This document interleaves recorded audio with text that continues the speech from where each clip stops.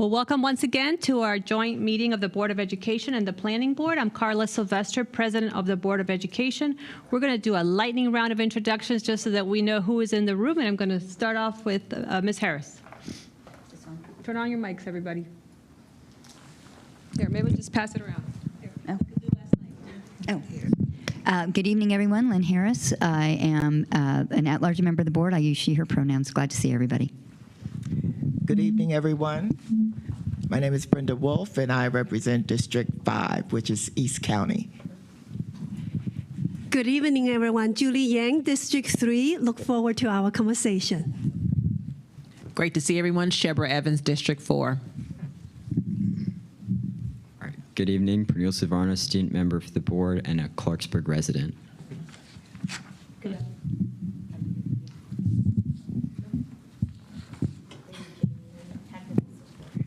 Thank you. Good evening, everyone. I'm Rebecca Smondrowski, District 2, which is Gaithersburg and Rockville. Good evening, buenas noches, everybody. My name is Grace Rivera-Oven, and I represent District 1, which is pretty much Montgomery Village and all of App County, Clarksburg, Poolsville, Germantown, all that area. Good evening, DJ Conley, Capital Budget and Projects Manager, Facilities Management, MCPS. Shiho Shibaski, Assistant Director of Facilities Management. Yvonne Alfonso Windsor, Acting Chief Financial Officer. Shannon Pattyfoot, Senior Board Analyst. Good evening, Tom Lockman, Deputy Chief of Staff in the Board Office. Good evening, Atul Sharma. I work in the Director's Office at the Planning Department. Nice to see you all. Good evening, Carrie Sanders. I'm the Mid-County Division Chief in the Planning Department. Thank you for having me. Good evening, everyone. Rachel Rorick. I'm the Technical Writer for the Montgomery County Planning Board. Darren Fluchet, Deputy Director for Administration for Montgomery Parks. Lisa Gavoni, Acting Supervisor for Countywide Planning and Policy. Robert Cronenberg, Deputy Director at Planning. Hey, Sue Beck, Adequate Public Facilities, quote-unquote, schools, planner for the Countywide Planning and Policy Division and Planning. Yeah, I'm Patrick Butler, the Up County Division Chief for the Montgomery County Planning Department. I'm Sean Bartley, Planning Board with Montgomery County school teacher wife and 2 children in Montgomery County Public Schools. My son goes to Sherwood High School. My daughter goes to William Farquhar. And we have neighbors that go to Springbrook. And both Springbrook and Sherwood are in need of new facilities and buildings. Thanks. James Hedrick, Commissioner for the Montgomery County Planning Board. Kids at Meadow Hall and Barnsley. So there's.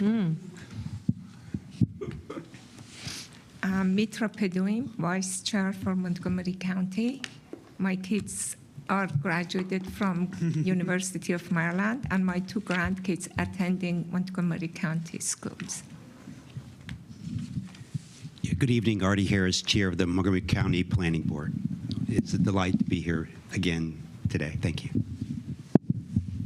Good evening, Alana Branda, Chief of Staff for the Montgomery County Planning Board. David Ansbacher, I'm the Division Chief for the Countywide Planning and Policy Division at Montgomery Planning. Good evening, I'm Jason Sartori. I'm the county's Planning Director. Good evening, Adnan Mamoon. I'm the Deputy Chief of Facilities Management, MCPS. Good evening, Dana Edwards, Chief of District Operations. Thomas Taylor, Superintendent. Essie McGuire, Chief of Staff, Montgomery County Public Schools. Lori Christina Webb, Chief of Staff for the Board of Education. All right. Thank you, everyone. It's great to see you all here at our new site for the Board of Education. We have the superintendent on the 4th floor and the board office here on the 1st floor. So we're happy to have you here for this meeting. It's important that we get together, if it's only once a year, to get to know each other better, build relationships, and understand where our work intersects. So that is what we're here to do tonight. Everyone should have an agenda. And the first item on our agenda will be an update on our joint MOU, see how that's going, some of our opportunities and challenges there. The second agenda item will be a review of the growth and infrastructure policy and the potential mechanisms the Planning Board thinks may be available to increase possible revenue to support public infrastructure. And finally, our last agenda item will be about MCPS utilization and the development pipeline. So I will now pass that over to Artie for his remarks. Yes, thank you, everyone. Can you hear me okay? Yes. Okay, great. Thank you, President Silvestri, and to the Board of Education for hosting us in your beautiful space tonight. It's just a delight to be here. We appreciate this time each year to connect and go over our shared initiatives. Our partnership is important to Montgomery County. Given our overlapping roles, we have to keep the county thriving.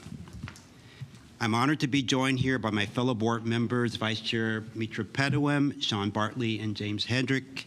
The Planning Board is excited to harness this opportunity to strengthen the collaboration and coordination between planning, parks, and MCPS.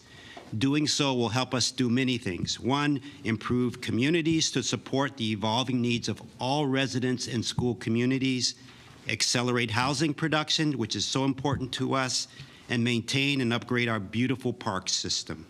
A year ago, we committed to move our joint Memorandum of Understanding, also the MOU, it's called, forward, and I'm very happy that we signed it earlier this year. We will talk more about that shortly. We're also collaborating in other ways. The Commissioner's Office was pleased to have its first Summer Rise intern this summer. Jaleel was a fantastic addition to our team and produced research that helped us move our initiatives forward. Montgomery Parks hosted 14 MCPS students through the Summer Rise and Liberty's Promise programs. In addition to many MCPS students hired as seasonal park staff, our interns served in a variety of ways, from assisting with mature nature center programming to improving our recruitment process for veterans, to electrofishing, to facilitating cleanups, and much more. Their unique perspectives help both with our connection to different cultural groups in our community and to update our social media to better reach high school age population. The hallway outside our planning board's auditorium is now a gallery for artwork by MCPS students. The artwork is part of our middle school competition, Understanding Diversity Through Art. We look forward to continuing our partnership with MCPS to support the young people who will become our future workforce. Thank you so much. I look forward to adding to the list of ways we are working together to better serve students, parents, and teachers. Thank you. Thank you.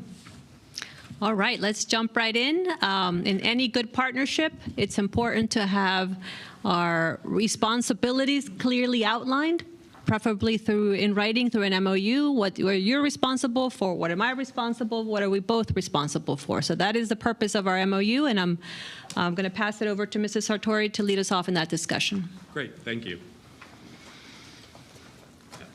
Great. Hello? Yeah, there we go. All right, thank you. Yeah. So again, I'm Jason Sartori. I'm the county's planning director, and this meeting has been one.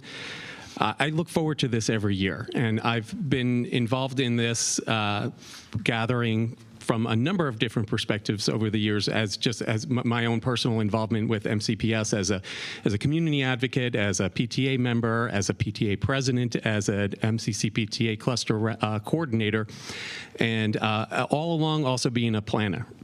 And now in this role, I'm really thrilled to be able to talk about the MOU that we've signed.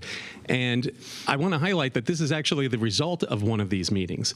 It was 3 years ago that we talked about the importance of trying to identify exactly how we can incorporate each other in each other's planning processes earlier in those processes, because we were finding that by the time MCPS and the Board of Education had an opportunity to comment on master plans that we were working on in planning, and by the time planning folks had an opportunity to comment on capital budget projects, it was almost too late in the process to get really good, useful information into those processes. So the MOU was an opportunity for us to say, here's all the different stages of these various processes, and here's when we're going to act, here's who the lead is for that process, and then here's how we're going to engage the other in each of those stages.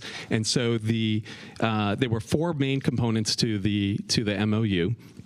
First is the Commission's master plan and sector planning process, where we identified a number of opportunities early on and much later in the process that MCPS can be involved.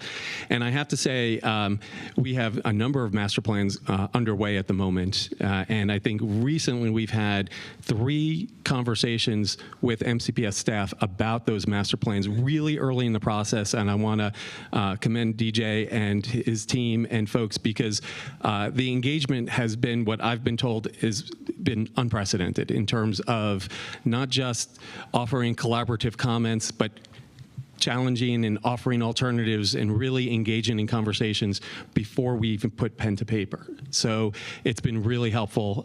This is the initial feedback that I'm hearing, and I think this MOU is partly a result of that. It's also the people that are here that are committed to being involved in each other's processes. The second component is the Commission's park planning process.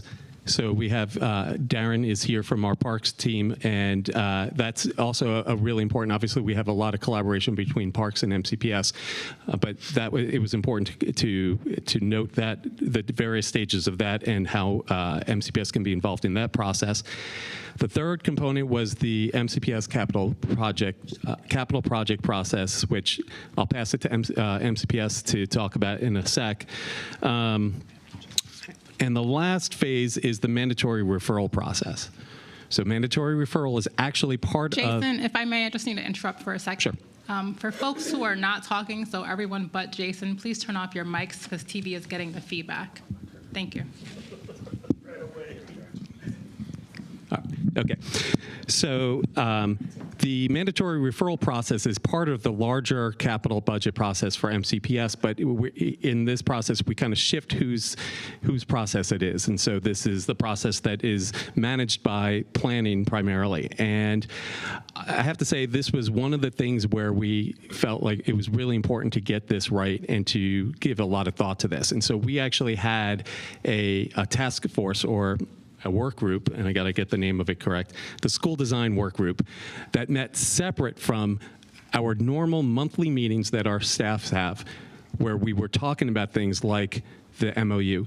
We had a separate group that was meeting to discuss specific design-related things and how they come up through the mandatory referral process, and how we can better involve feedback from folks in planning earlier in the school planning process. And so if you look at the MOU, there's an attachment that's incorporated into it, and this is the collaborative planning process by the school design work group that identifies specific details and things and ways that we can make that mandatory referral process go a lot smoother, so that ideas about how to integrate a school site into the community and how to incorporate Vision Zero and other concepts and things that we're looking at from a planning perspective into the school site design early enough to get that there. Recognizing that there are more than just the students and the teachers and the administration who use those school facilities on a daily basis.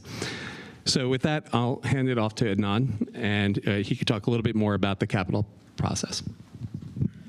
Thank you, Jason. Good evening. So the MOU, I'll start by saying, coming from a different jurisdiction, this is something that caught my attention immediately, because this is not something I've been familiar with. So this is a very collaborative process that's been laid out in the MOU, and that in the capital projects, we have seen earlier engagement between planning and our Montgomery County planning, as well as our planning staff, collaborating earlier and working out some of the issues early in the process. So when we get to the mandatory referral, that process gets smoother and the approval becomes much easier. We're also looking forward to using this, the groundwork that's set forth in this MOU for our future projects, where we can get into the feasibility phase with the planning staff and talk about how to get our construction budgets put together properly.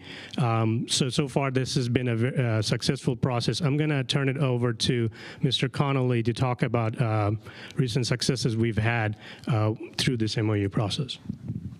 Sure, thank you. So prior to being the capital budget and projects manager, I was the capital budget senior planner and the planner for Burtonsville Elementary School replacement project. So anytime we're designing a building, we are engaging with multiple stakeholders, planning, our communities, curriculum, security, HHS, you name it. But really, we engaged planning very, very early, working with many of you that are here today. And we felt that it went very smoothly. The mandatory referral, as Mr. Mamoon was talking about, we felt went very smooth. But yeah, we met with you separately. We met with you in front of the community, which I think that was a very critical task, that you guys were still showing up. Even though we were meeting separately about the project, we also had you join the community meeting so you could hear from the community. I believe in previous projects, you were at the community meeting and engaging in conversation during the community meeting, but this was a good time to step back, let the community engage, and then we could have a healthy conversation afterwards. And I looked at the calendar, we engaged planning a few weeks after we hired the architect. So, I mean, very, very early on, and we felt on MCPS' side it was very successful.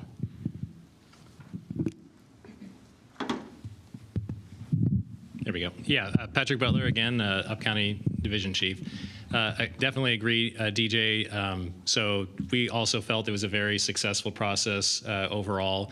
We were involved in certain aspects in the planning phase with you all that we haven't been involved in previously, or to more of an extent than we have been previously now following the new MOU. And I do think, great process overall. I thank you for your patience and our involvement in some of those earlier steps that we haven't been. We're learning as we're doing, and so we have some improvements, I think, on that respect. And really, it's not a criticism or anything. It's more a conversation. Thank you, one, for being involved, and two, we've done some internal reflection and think that we can better partner with you and communicate in the way that we interact with the public. It'll also very much demonstrate that we're reviewing this early. You're obviously handling these initial steps and formulating these plans and how these school sites will end up being laid out with the community input. We're being allowed to participate in that. You're hearing our comments early on, and then allowing us to present those comments to the public and hear the public's reaction and feedback, which may cause us to course correct or make some adjustments to some of our own expectations as we move this through the entire process to mandatory referral. To your point, so that we don't get to the end and then we're making comments that are causing you to, tripping you up because you've made certain assumptions or promises to the community. We haven't been a part of that, and so we don't want to get in that situation again. So anyways, I just want to say I totally agree. We had a much better layout and continuity of that conversation throughout the entire process. So thank you all. I mean, it was really a pleasure to work with you on that.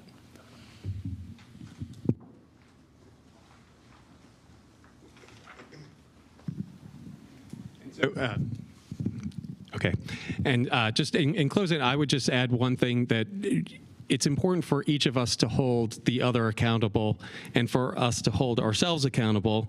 And so it's something that I've often been asking our team, how are we doing with, with our end of the MOU, and, asking how's MCPS doing? And it seems to be going pretty well. The one thing I want to make sure we do is make sure that people in the community know that this MOU exists, that we are working collaboratively, and that they can also hold us each accountable to it. So we were talking earlier about making sure that we get this MOU on each of our websites so people can see it and again, hold us accountable too.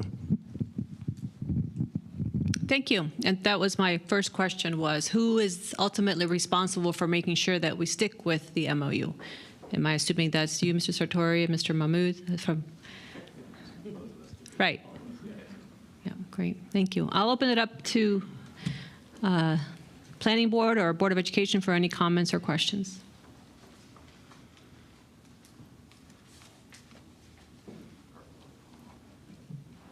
Artie? My only comment is that it went in place at the beginning of the year. The parties are talking. You know, it's a document that it's a living, breathing document, and it's just wonderful that they're able to work together, give comments on how to make improvements. So that's what, you know, great documents do. And on top of just being a document, they're able to talk about it. And I feel that based on what I've heard, that it's only going to get better. So that's what I'd like to put out there. Let's continue working on it. Let's keeping each other accountable, because we all want great schools, right? We all want the best schools that can be safe. Kids, I mean, we're all about this riding and rolling the school safely, and so that's what I believe. I don't know if anyone else has any comments or questions, but okay, thank you. I did just want to make an observation, and that is, I remember very early on in my tenure as a board member, it would have been in the winter, maybe the spring of 2021. The board was in the position, we were meeting, it was still COVID. We were meeting in the auditorium at Carver with, you know, socially distanced and very few people present, but our facilities team came to us and they wanted us to vote to override a recommendation that was coming from planning. And I remember at that point saying, I never wanted to see a presentation on a school facilities project come to the board in that manner and without planning sitting side by side. And so I'm so grateful that we have moved so very, very far from that place. And the work, as you have both highlighted, is MCPS and the planning department talking almost from the very moment a plan, a project is getting started. And I think it's just going to make us better. And I just so deeply appreciate the work. Okay. All right, thank you. We can move on to our next agenda item, which is the growth and infrastructure policy and potential for revenue increases. And I will pass it on to, who's that, Ms. Back?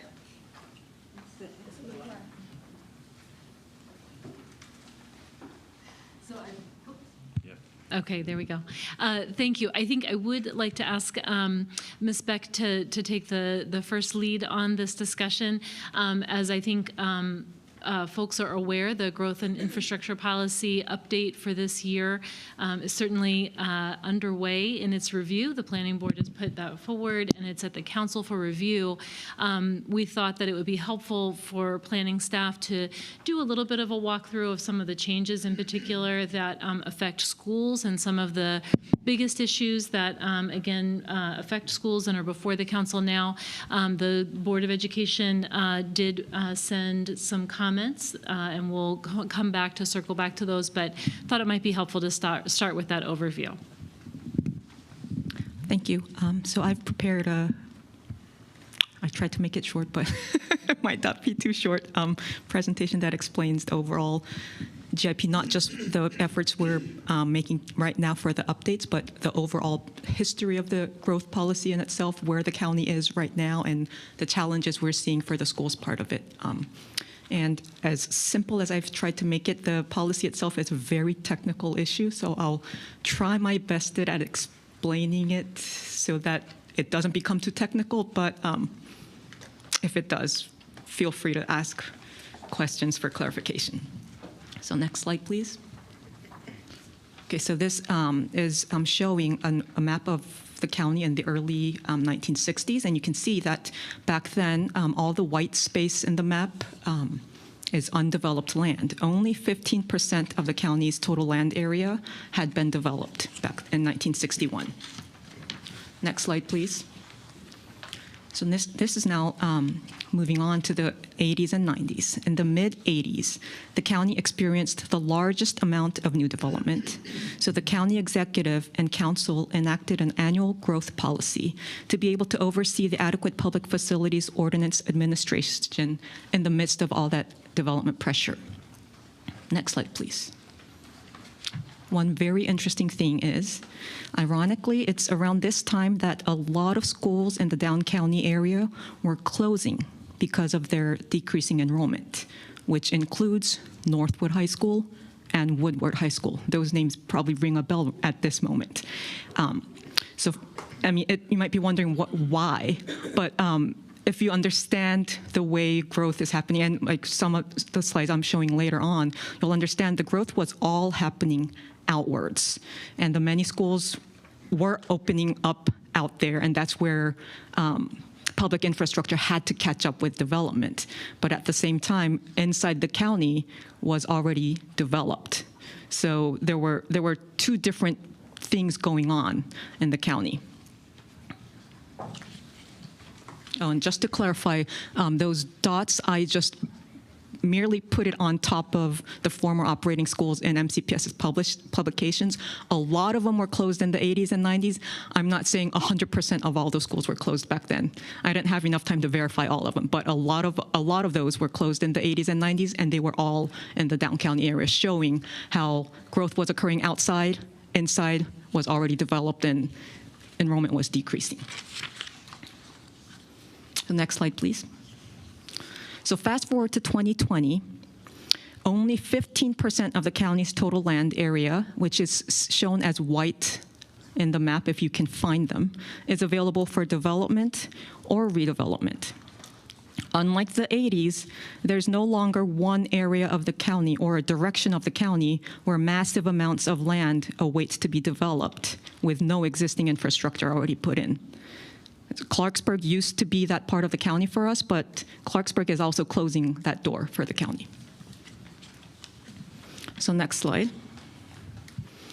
So what we call the growth then infrastructure policy now is the successor of the annual growth policy that was put in the 80s, or some people might still remember it as the subdivision staging policy, which was what we called it right before the growth and infrastructure policy up to 2020. So shortened as GIP, this is what directs the Planning Board's administration of the adequate public facility requirements now.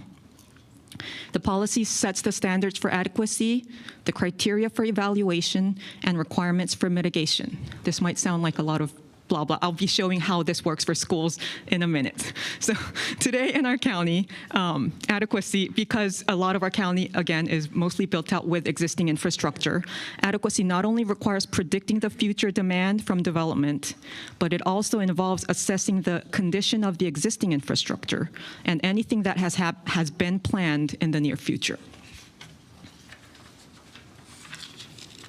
Next slide, please. So now this is what it looks like for the schools.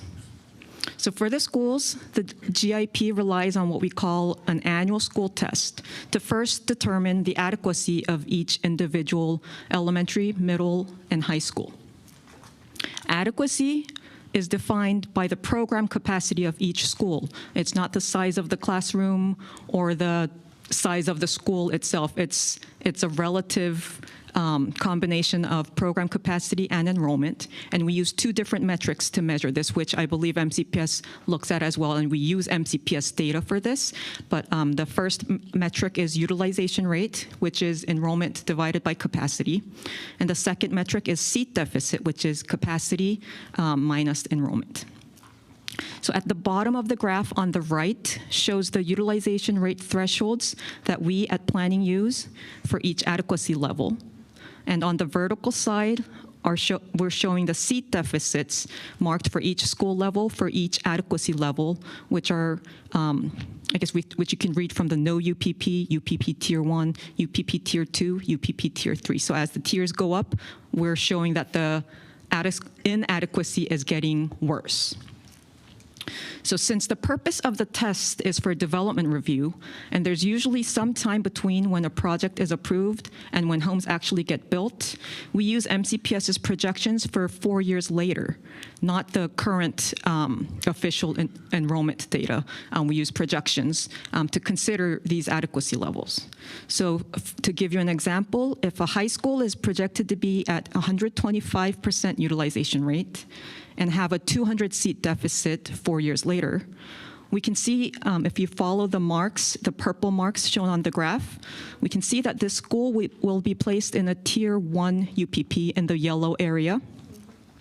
But since the high school threshold for Tier 2 is set at 216, and this school's seat deficit is 200, it's only 16 seats away from triggering a Tier 2.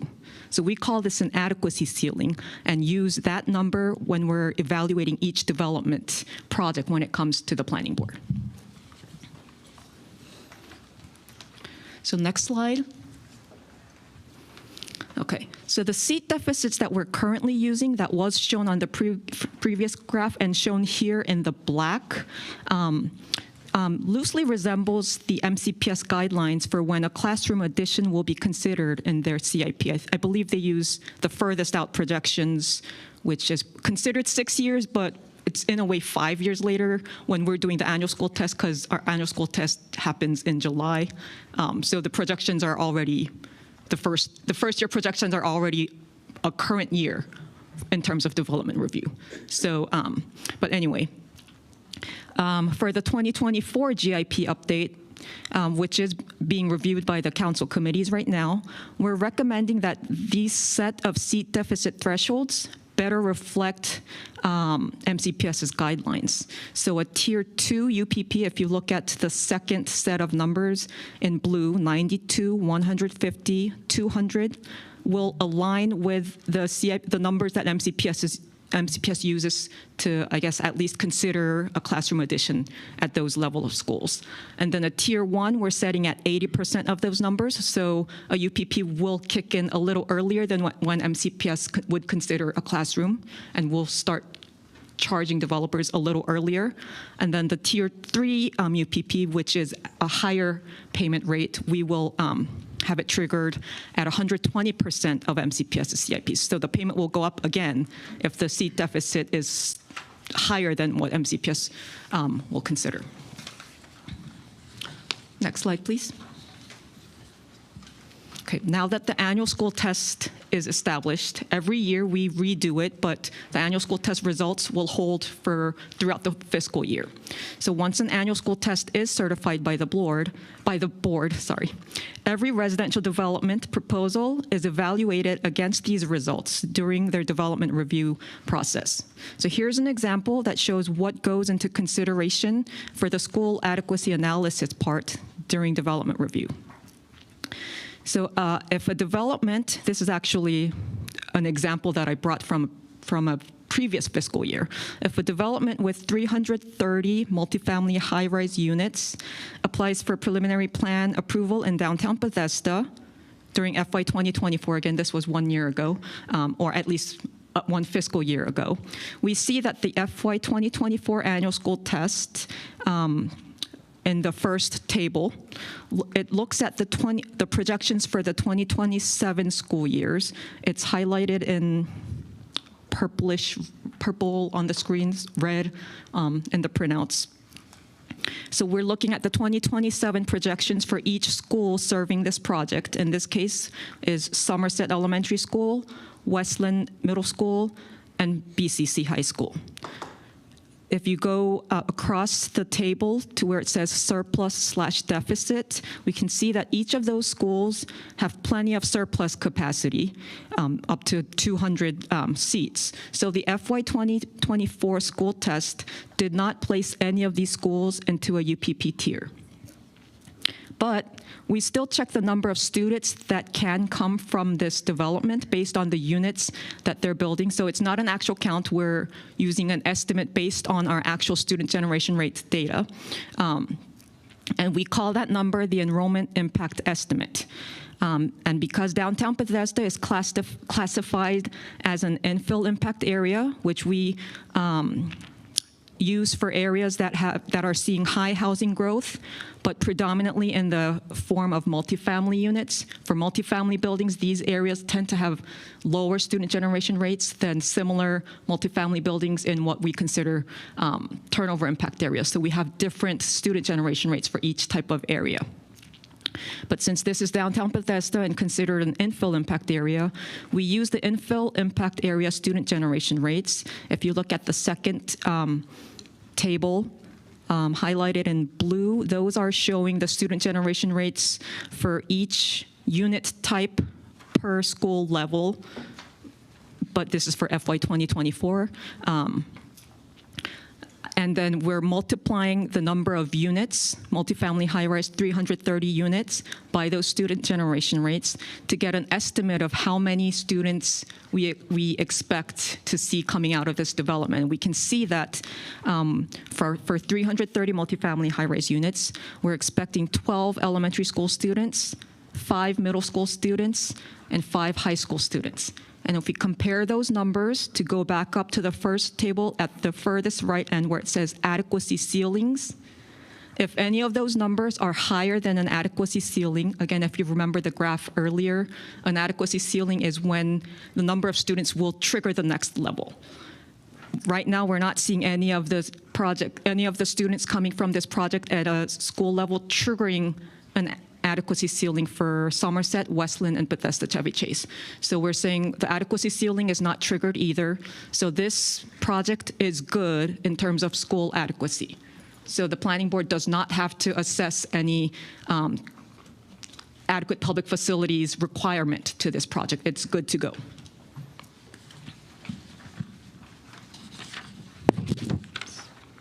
There's a clarifying question.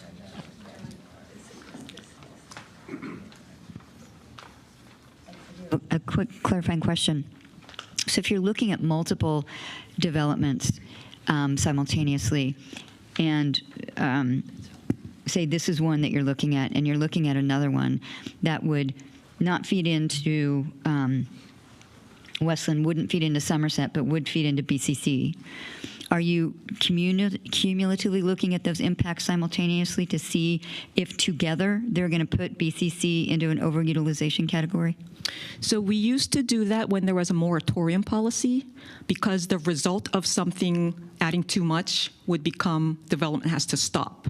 But the UPP now replaced the moratorium. So instead of stopping development, we're charging developers an extra amount that they already pay. So this will come out later, but they're already paying their pro rata share of the construction cost for the students they're generating, but we're charging them extra in the form of UPP. So, and between different developers, it doesn't make sense to charge a developer that came later a higher fee based on just getting approved a little later after a developer that already came in. It doesn't even guarantee that that developer will build their unit later. The developer that got approved earlier could not even be going forward with their unit. And the difference is in the amount that they pay. So we're not keeping track of how many students from each development there are coming. The one thing, though, is every year, since we're doing this annually, if there is a difference, if the students from development has started showing up at the schools, we're trusting that to show up in the projections. And for the next set of proposals coming in for the same school area, the annual school test should show a different result because of the developers that have already constructed their units and has generated students. So within the same fiscal year, if it's the same fiscal year, we're not adding, I guess, increasing the cost, the UPP level between different developers because of the other developers' estimate. I guess that just gets to, so if you've got two developments, two projects that are coming under review simultaneously, and you're not looking at the cumulative impact on both, and so separately, they would not trigger, one of these tiers, but combined they would, but that's just not getting accounted for. Correct. I guess from no UPP to UPP, I guess that is the one result. But if there is a UPP, and a higher rate is triggered, it's not going to affect the next developer coming in. They'll get tested by their own project.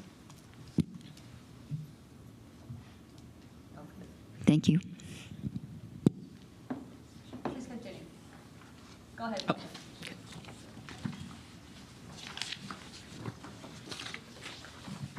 Okay, next slide, please. So if there was a UPP that got assessed on the project, it would have to be paid at the time of building permit, in addition to the school impact tax, like I briefly mentioned. So school impact taxes are already calculated to cover the cost of the developer's share of school construction. But if a school is considered inadequate, we assess a surcharge on top of that. And this table shows the different surcharge rates that we will assess depending on the level of inadequacy. This means the UPP rates aren't meant to cover the cost of a developer's impact on schools. It's a surcharge on top of that. So if you're only looking at the UPP payment collections, if the UPP funds, it's not supposed to cover the MCPS CIP budget. It's meant to be calculated at a fraction of the cost of a seat because it's a surcharge on top of that. Go ahead. I have a clarifying questions to ask. So does this mean when you have a project in the pipeline, even if it will bump a school up from a no UPP school to a tier 1 UPP schools, the project will still go ahead. They just pay a little bit different impact tax rate? Right now, we are not saying no to developers due to school inadequacy. It's just a different amount of surcharge that they're getting on impact taxes. The moratorium was eliminated in 2020. Okay, thank you.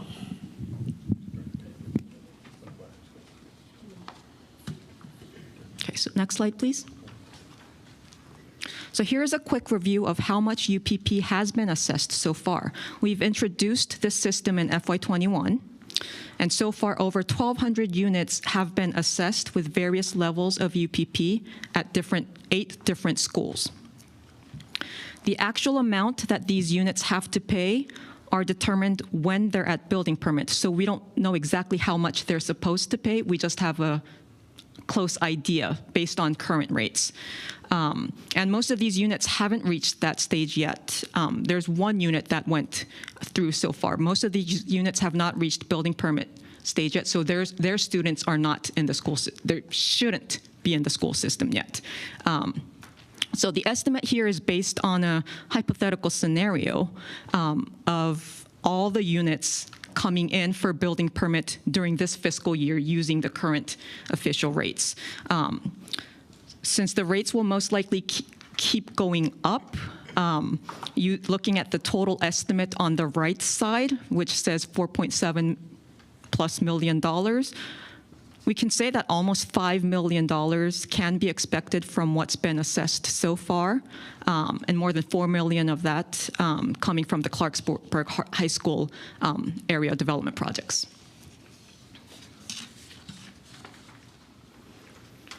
Okay, next slide, please. The one limitation that we have right now under the current GIP for when it comes to using the funds collected from UPP, we haven't collected much yet, but once these developers keep going through to building permit stage, we will be seeing more funds.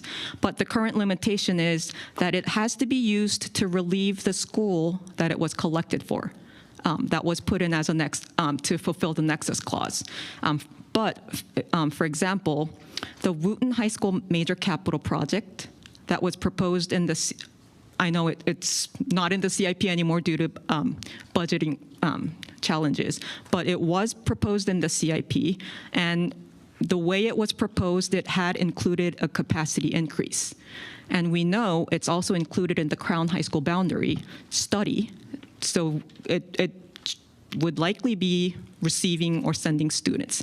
But because the project description back then when it existed didn't describe an intent to relieve any other school, it was in there as a major capital project, it wouldn't be allowed to use, or it wouldn't be able to use any of the UPP funds collected for schools like Gaithersburg High School, Northwest High School, Quince Orchard High School, or Richard Montgomery High School, which are all adjacent schools that have UPP funds assessed within the last 4 years.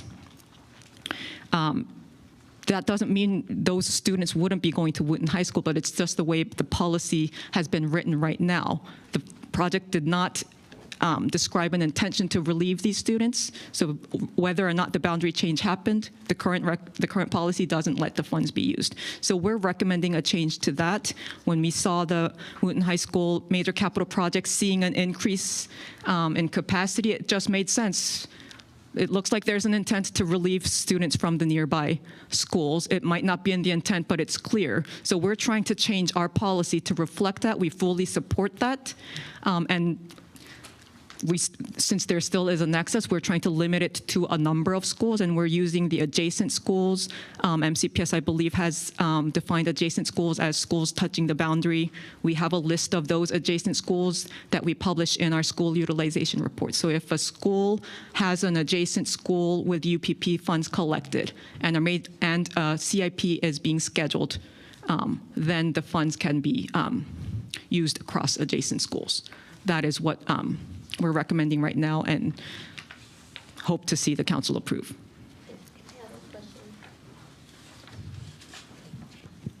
So I just have a question. I'm from the Up County. So what you're saying is, like, for example, the page before, you said we're expecting for Clarksburg High School 4.1 million, right, to be collected.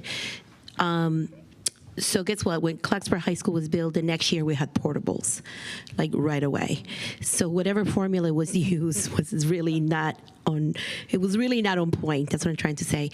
But because of the topography of Clarksburg High School, there's really no additions that we can make. So it really is a huge challenge. So I'm trying to understand what you just said, that it has to be used right now currently under your policy, has to be used by that school, correct? That school or a project that has a description with an intent to relieve Clarksburg. I believe Damascus High School might have had that described in their project. So Damascus High School might still be okay using Clarksburg's funds. Wooten High School, though, I don't recall seeing an intent to relieve the nearby schools, although the capacity was being increased. So if, let's say, if this policy, the recommended change does not get approved, then Wooten High School, when they're doing their major capital project, they won't be able to use UPP funds if they were collected by then and not used elsewhere. Okay, but since Damascus did, they can use some of the fund from Clarksburg. My understanding is that one has an intent. Okay. Described. Thank you. Okay.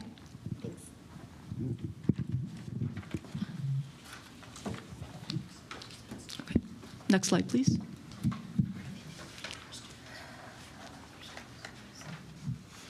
Can we get to the next slide, please? Okay. Yeah. So impact taxes, we've already mentioned a few times, are what developers pay as their pro rata share of the cost of building school capacity.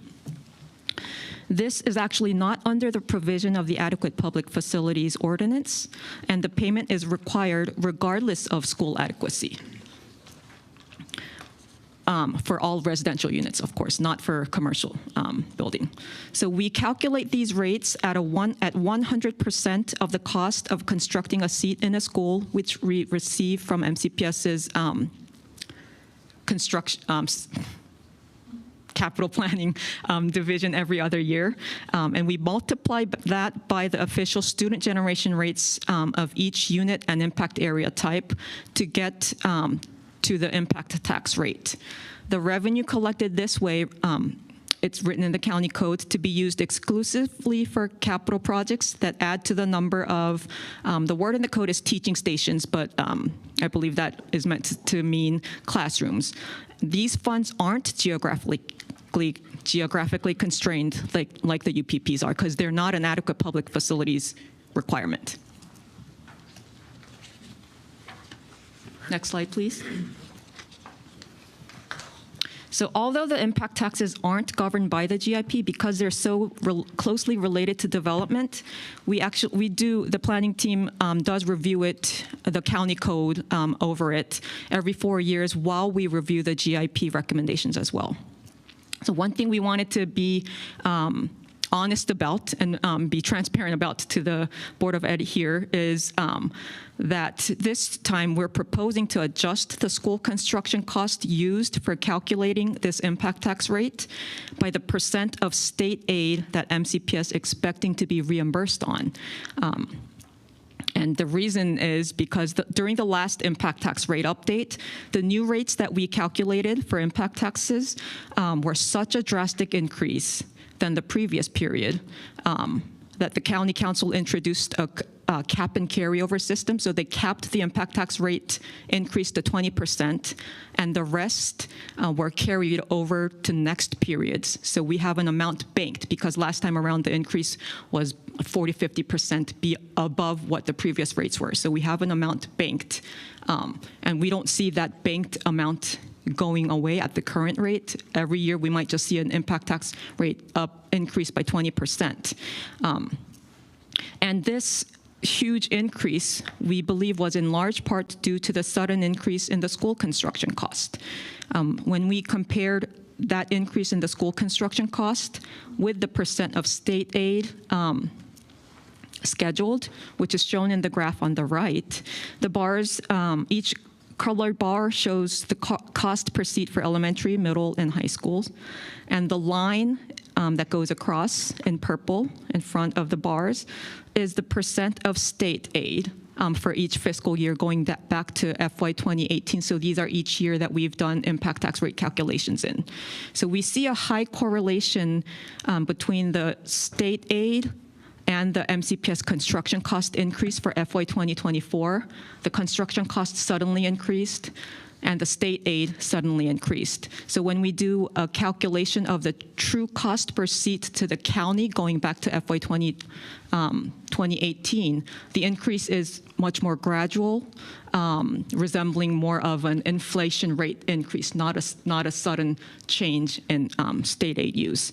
So by factoring out the state aid reimbursement, we're trying to rewrite the policy so that we're charging developers the true cost of building a school seat to the county, not something that the county is paying for to get reimbursed by state aid later. Can you say that in lay terms? So somebody at home can understand. So what you're saying is, instead of having a middle person, like a middle, that it would go directly to the county, the pay that you're talking about. Like, I'm trying. So this is a really important issue, and we're happy to pause on this at this time. This is an area, as Ms. Beck indicated, where we do have a significant disagreement and also a significant concern about the impact of taking this approach. So understanding that there have been many changes both in inflation and in construction costs and in state aid. And I know that we're all aware of the Built to Learn Act and the significant influx of state aid that came in and may have a lot to do with some of what you're seeing here, in addition, of course, to ongoing construction and inflation experiences post-pandemic and in the last couple of years. And so our concern is that the Built to Learn era is coming to a close. We have nearly programmed all of those dollars. And so as a result, baking this in for the next phase could create an artificial lowering of the taxes as a result. We will not, well, we would like to be, that's a problem we would like to have if the state would like to put forward another influx of aid, but we do not anticipate that happening. In addition, both the capital budget and the CIP reflect both what we call the traditional state aid, which is the state aid that the IAC puts forward based on the formulas that were in the law and still are in the law, separate from Built to Learn. That's one set of eligibility criteria. Built to Learn also had different eligibility criteria. And I think there's also an economic argument to be made about the impact of Built to Learn across the state, because Montgomery County was not the only entity that received an influx of funds. And so as a result, our expectation is that the cost and the state aid share will look significantly different in the coming years than it has in this, again, this blip that you definitely have shown here. So we also feel that this measure would artificially lower and create, again, an artificially lower cost than what we will experience. Montgomery County's experience with state aid eligibility does fluctuate project to project. And so it's also very difficult to, again, assume, while it may be true on averages, the state apportions those dollars project by project with very strict eligibility requirements project by project. And so again, building that state aid piece into this, our concern is would significantly lower the revenues in a way that does not ultimately reflect the true cost.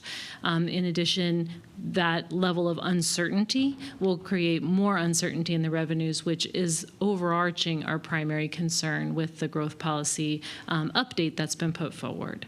So just to clarify on that one point, I know there is more presentation and more comments, but this is a very important point of disagreement that we have with this policy. Yeah, we understand that. And if we can just go to the next slide, like a couple responses to that. Right now, when we say we'll adjust the cost by the state aid, we're not saying we'll use the same percentage right now. Like I think right now that was using the individual school, like percent of, like share of state aid for individual schools, which was about 30%. If that comes, we're saying we're going to look at that every time we recalculate impact tax rates. So that if the amount and share of state aid drastically comes down, the school construction cost will use the updated state aid rate again. So we're not keeping it at, okay, 30% was what we looked at when we introduced this. We'll keep discounting by 30%. We're not fixing that number. We'll use updated data as we do for all impact tax rate calculations. We use the new school construction cost data.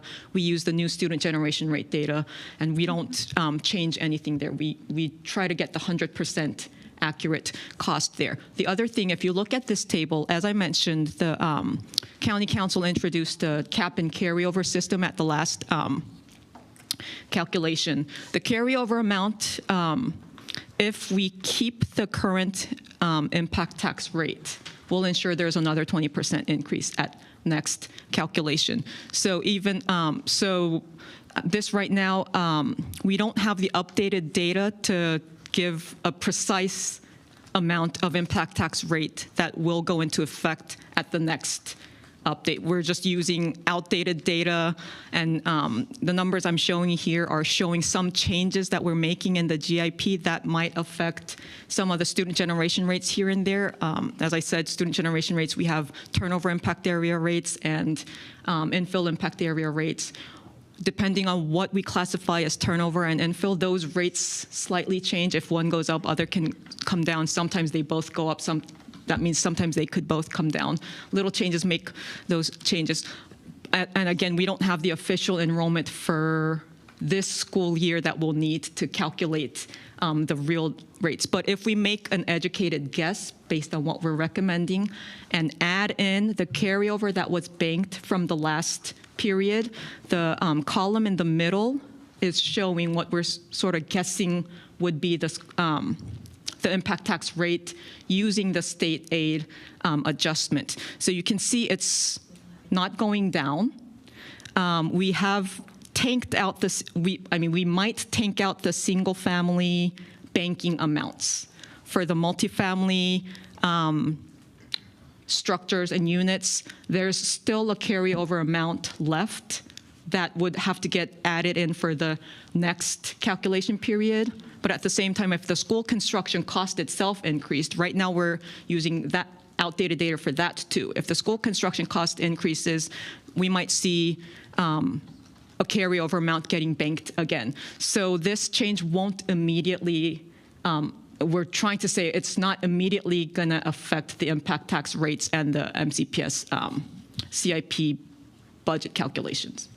So, and I certainly appreciate those clarifications, but I nonetheless, with even with an annual review, again, our state aid eligibility fluctuates. It does introduce a level of uncertainty, and I think we would have a concern, frankly, of how the state would view Montgomery County lowering its revenues in an effort to take different advantage of the state's revenues. I think that's also something that we would need to think carefully about.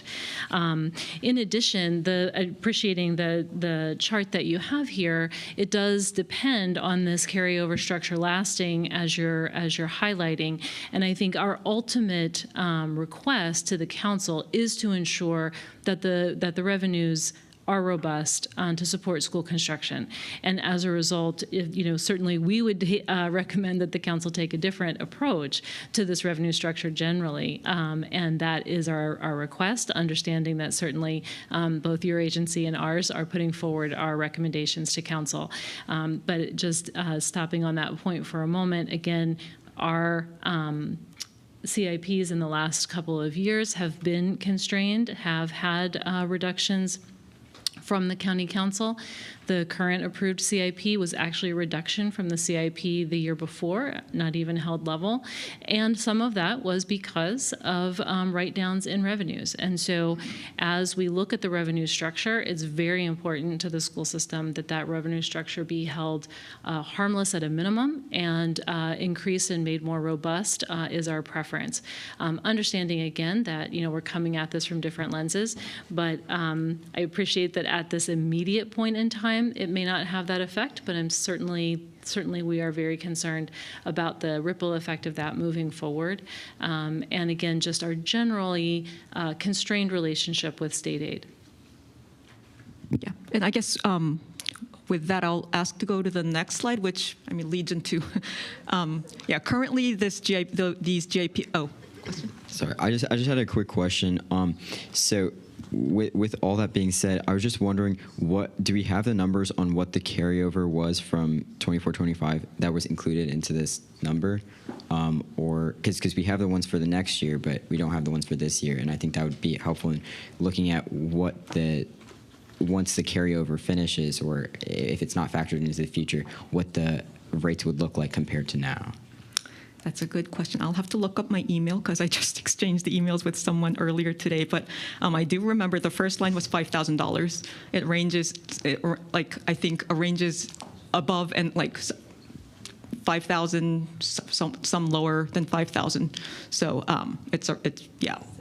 That's my ballpark memory right now. Got it. So for single family detached and infill impact areas, roughly 5,000?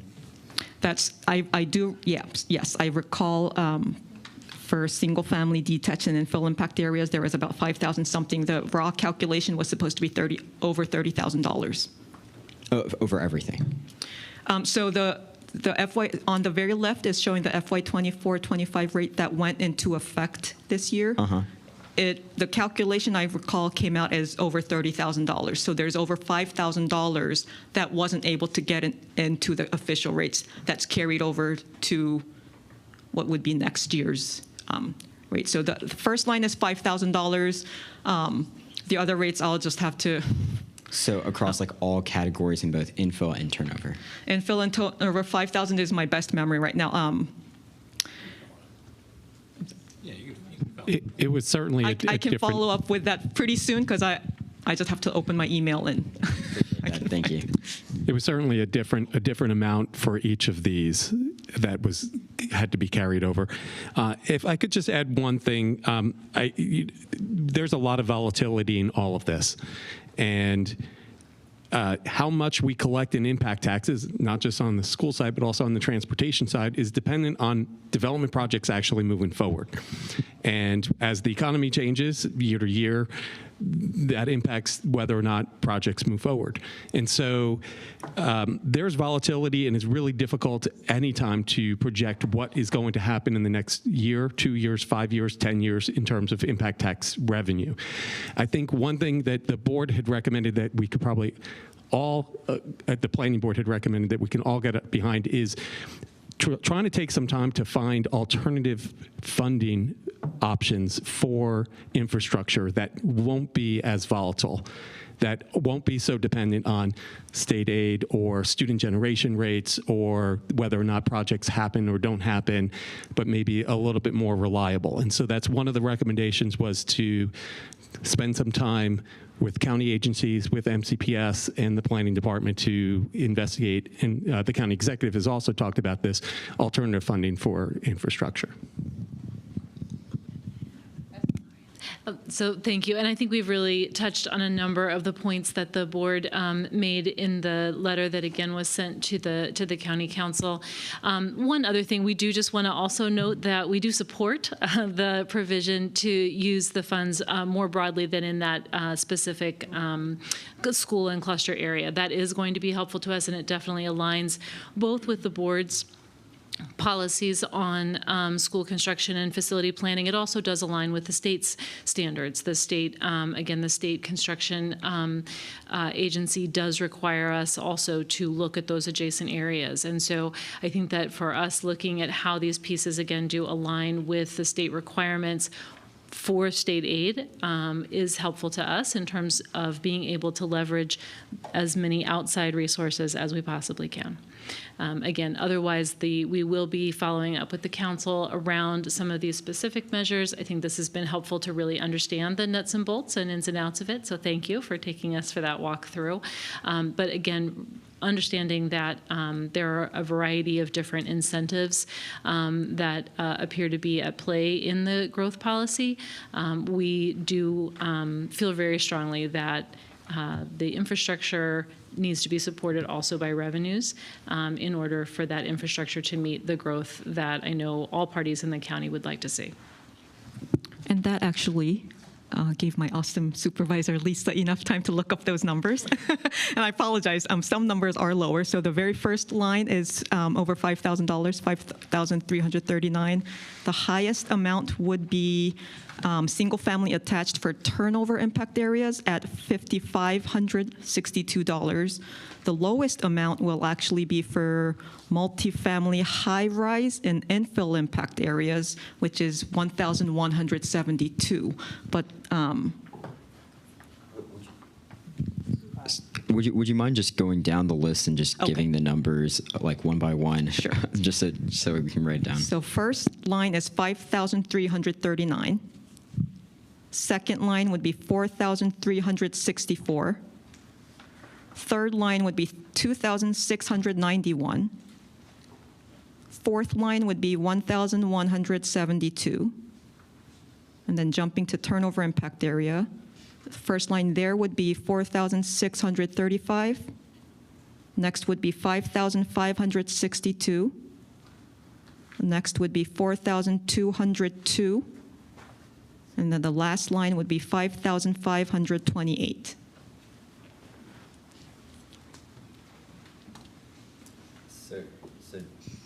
Okay, so just to clarify, like with these numbers, from what I'm saying, basically every category would be less once the carryover would be eliminated. That much.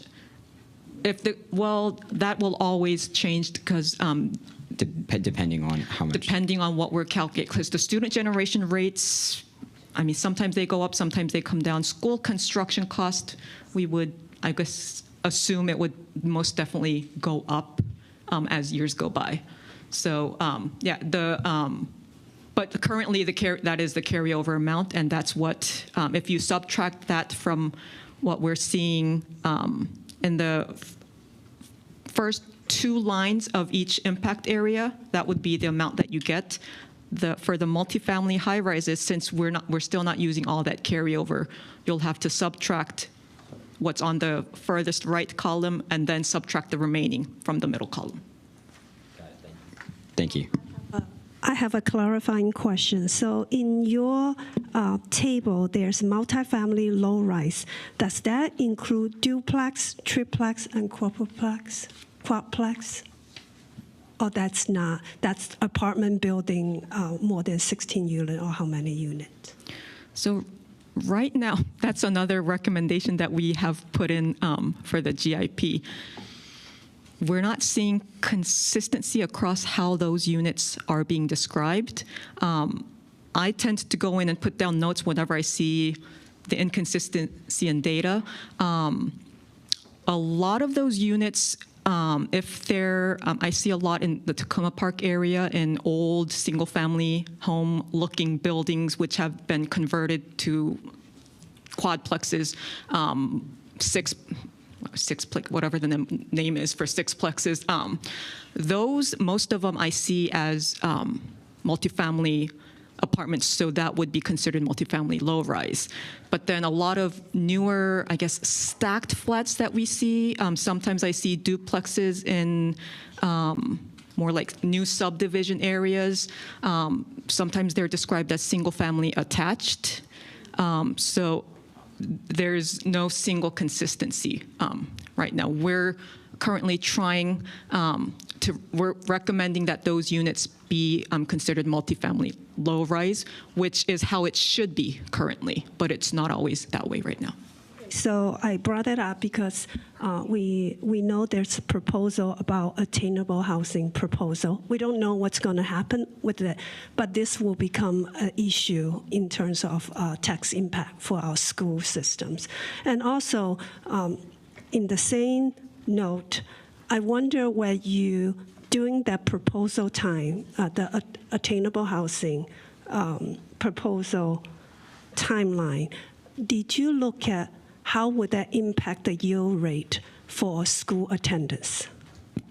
So again, we have the student generation rates, and I am, as much as possible, keeping track of all the units that I can find. And the reason we have included that classification in the GIP is because our initial intent was to make that its own housing type based on what we have. The problem is what we have isn't enough to confidently give, or I guess to give a reliable number to charge coming developments on, because when the number is low, when there's a new, like one project that's like an outlier, it will make the whole thing volatile. Again, we have to divide these into infill. When we divide these into infill and turnover impact areas, the numbers that we're using to calculate each rates get even lower than the overall numbers that we use. So right now we're putting a hold on taking these out as its own category, but that is where our intention is. We're going to keep monitoring how many units we're getting. We're calculating the rates. We just don't see these rates reliable enough to use as an official rate yet. I appreciate the answer, but I think we all understand that whatever formula is used have impact on school attendance numbers, right? School enrollment numbers. I should use enrollment numbers. If we don't have the moratorium, that when the school is over capacity, we continue with projects with just charging different tax rate that might generate enough or not enough money for any more new school construction. We see that is a big impact. I see it as a big impact for our school system.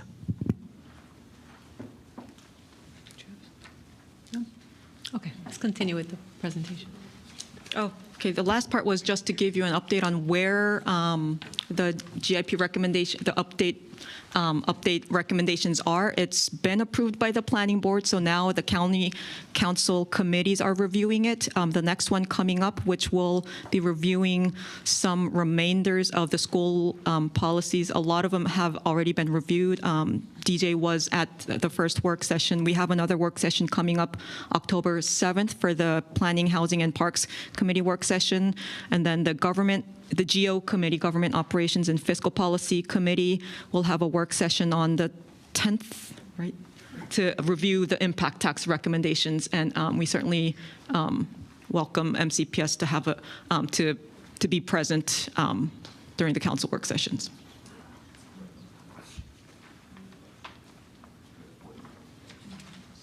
Say again? Oh.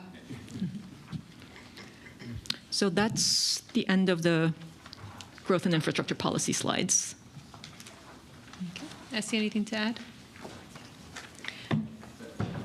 I'll just add one component about some of the Maryland revenue pieces tied to school construction and build to learn. The intent of which was not actually to defray the cost of increased inflation and construction costs or even cost of capital. That wasn't the intent. The intent was to assuage some of the challenges with aging infrastructure and to manage growth in a more responsible way.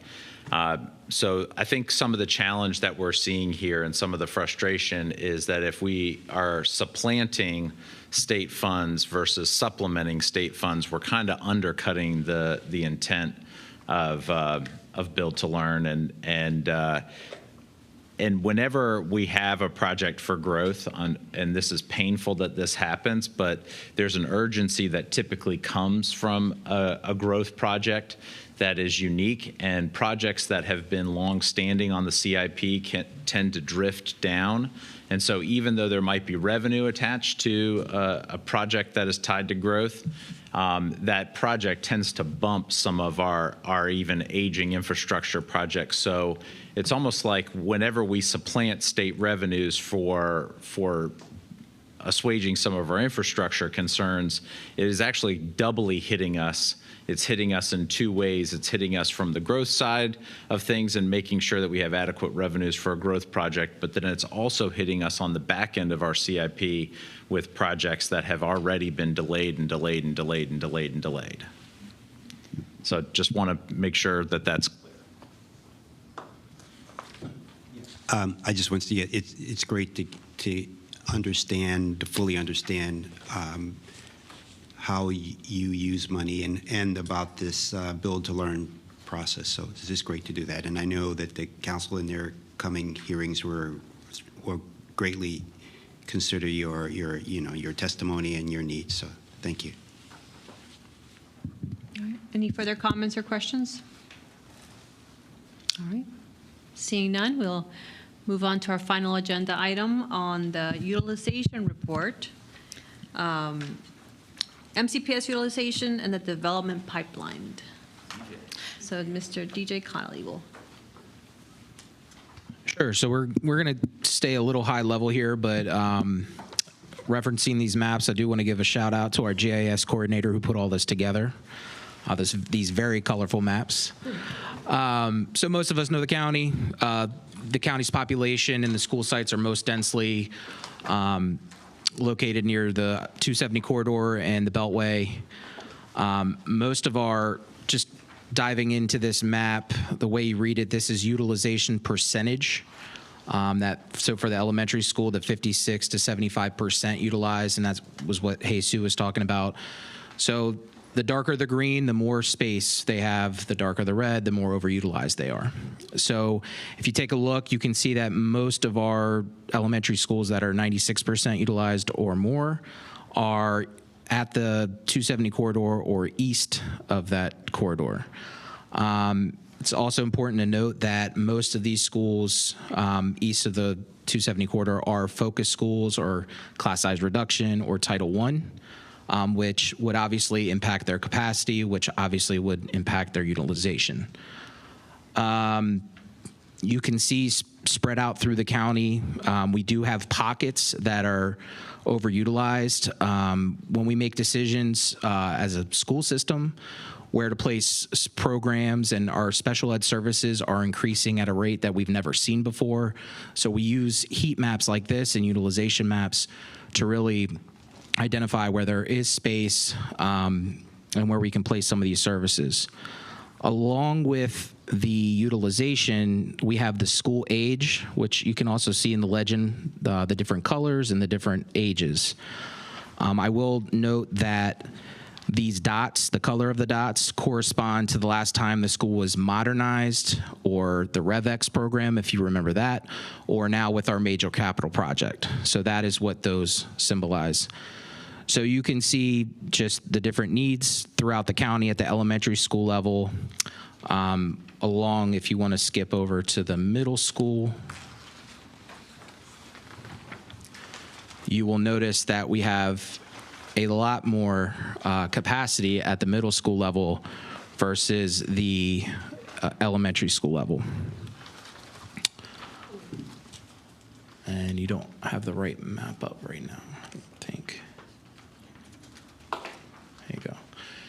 And we can go right to high school. As you'll note, we have a lot of overutilization at the high school level, hence the 2 new high schools being built. So sometimes we addressed our overutilization with a capital project. There are other non-capital actions that we can take as well to relieve our overutilization, but you can really, this picture really shows you where we are overutilized. You will note, I will also say that the enrollment and the utilization on all these maps are from last school year. The only 2 updates were Poolsville High School and Neelsville Middle School, which we opened up these 2 brand new beautiful buildings. So those were the 2 updates in terms of the infrastructure piece, but the utilization rates do reflect last school year. Hey, DJ, hang on for a second. I do just want to clarify, we did do these maps 2 ways, and unfortunately, you're seeing both of them. The ones you have on the tables in paper are the utilization percentages, and the ones that you're seeing on the screens are by seats. We had done them both because, again, as you know, obviously, we just learned about the seat calculations, and we did want to show them both, but we also wanted to just take a moment to say why what you're looking at on paper is not the same as the screen. Open it up to any questions. Well, it's the reason it's important to do these maps 2 different ways is because if you have an elementary school at 450 capacity and there are 100 students over versus a elementary school that's 900 capacity and there are 100 students over, it's going to look a little different by percent versus the actual student count. So it is important for us to realize the magnitude of some of these decisions that the county is moving forward with. So that is why we have 2 different maps. And just a couple of other, and DJ did touch on this, but certainly, one of the factors that does not show up necessarily in the maps are some of the programmatic impacts in some of our schools, some of the schools that have, for example, school-based health centers, linkages to learnings, additional interventions for reading specialists, for example, academic intervention specialists. So many of the schools where we do have some of our higher need populations, and certainly one of those areas is our English language learners now. Those are all areas and schools where we have additional teaching resources that then again need additional spaces and really impact the capacity picture a little differently than just the straight division would show. Obviously, it's important to look at that for all the reasons that we've been discussing, and that is our foundation. But then when we look at actual programmatic capacity of a school, we are layering on, again, those considerations about all the ways that we need to be using our school buildings, particularly in our schools that do have those additional programmatic resources. So again, just something to keep in mind. Also, as we're looking at, again, as DJ said, we've had some very flat, frankly, enrollment, but still our enrollment does move through the levels. And so that is also, as we look at the capacity in one area, perhaps a middle school might have capacity, but we do need to look both at the elementary and the high school, so that we can really see that feeder pattern and see what the capacity projections are as we take those kids all the way through. One of the one of the ways that we look at utilization and look at boundary approaches is to look at stability of assignment, so that certainly we don't ever guarantee that we won't change something, but we also don't want to have a plan where we know we're going to be popping kids back and forth from school to school. So again, we do look at that continuity as a way to ensure that the utilization will be there to the extent that we can. So just a couple of factors to look at as you're considering the straight utilization numbers. It's also important to note that there are 7 different colors of gradation, and yellow is at 100%. So the middle gradation is at 100%. It will feel very full at light green. So the school feels full, and every classroom is utilized in light green. It is full at yellow, and anything that is orange, light orange, dark orange, or red is, in fact, very, very, very full.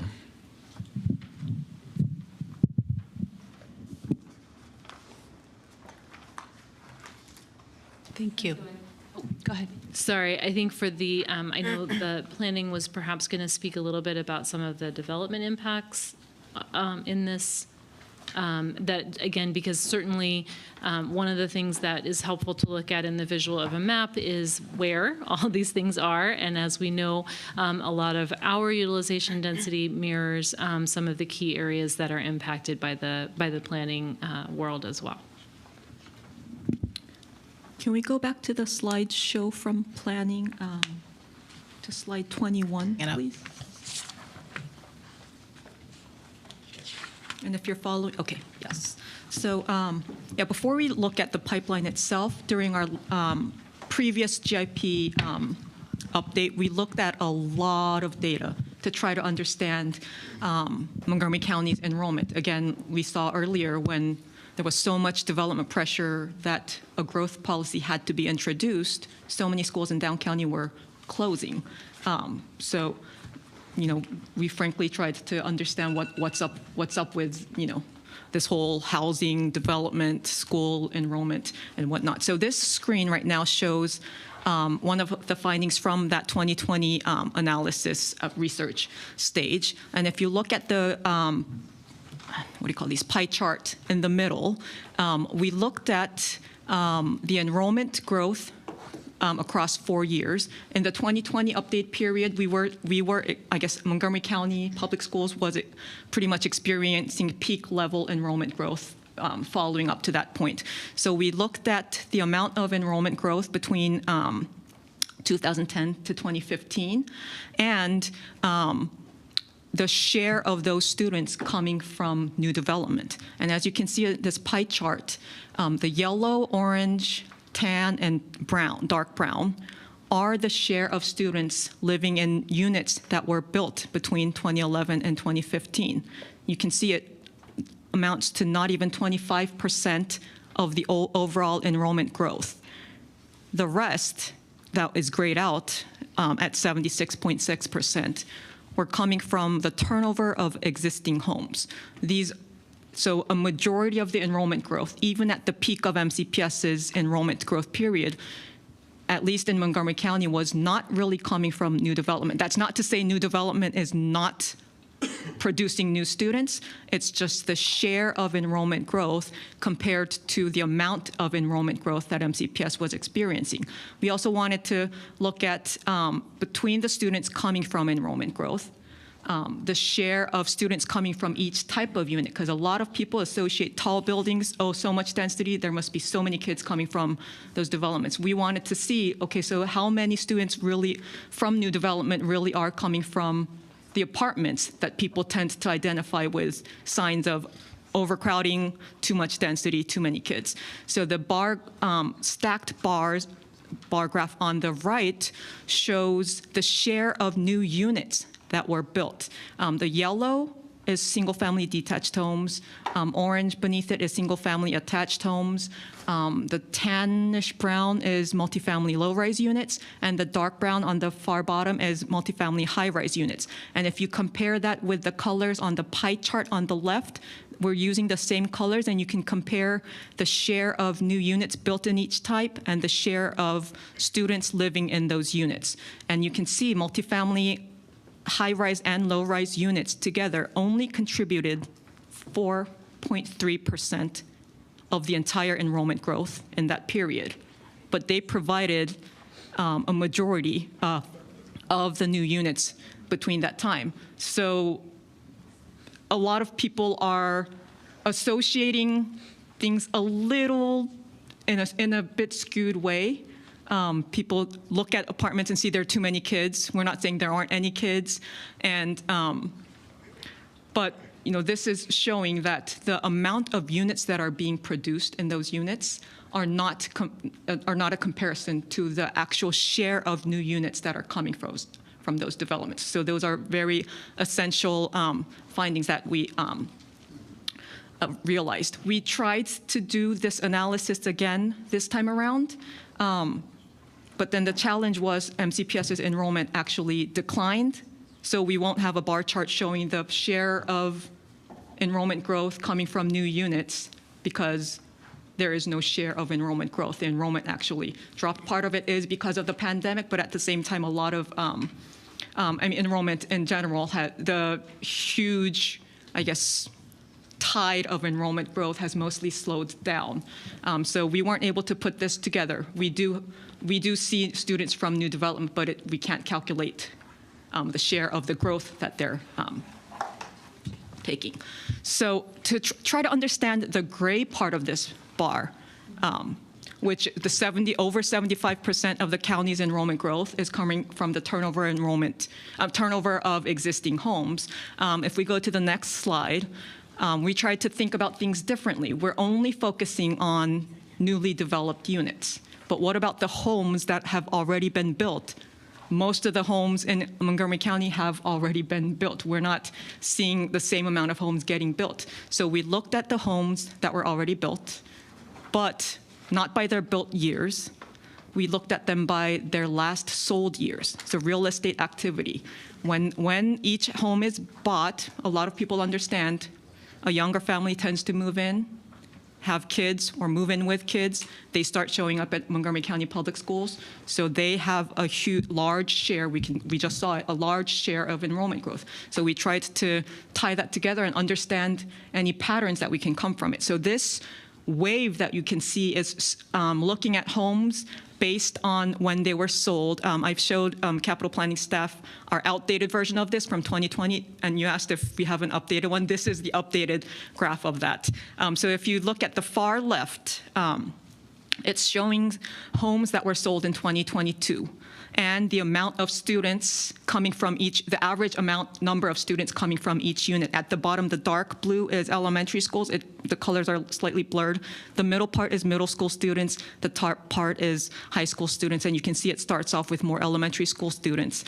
And one more thing, the red line in the middle is the countywide average. And one thing to clarify, this is only for single-family homes. Multifamily units tend to have a more stable student generation rate. Single family is where we really see the turnover effect.